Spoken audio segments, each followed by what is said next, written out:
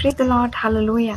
ప్రకటన గ్రంథము 2వ అధ్యాయము 5వ వచనంలో మనం చూసినట్లయితే అక్కడ ఒక మాట వ్రాయబడి ఉందండి.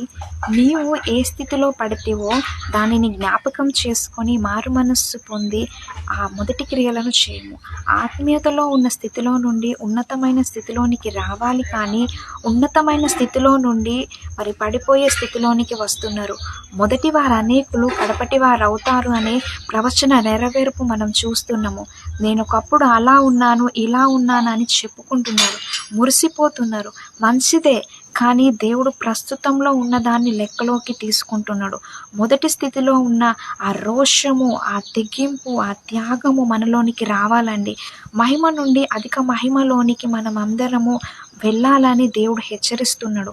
మారు మనస్సు పొంది ఆత్మీయతలో గతంలో కంటే మరీ ఎక్కువగా గర్వపడే స్థితిలోనికి మనం అందరము ఎదగాలండి. ఆమేన్.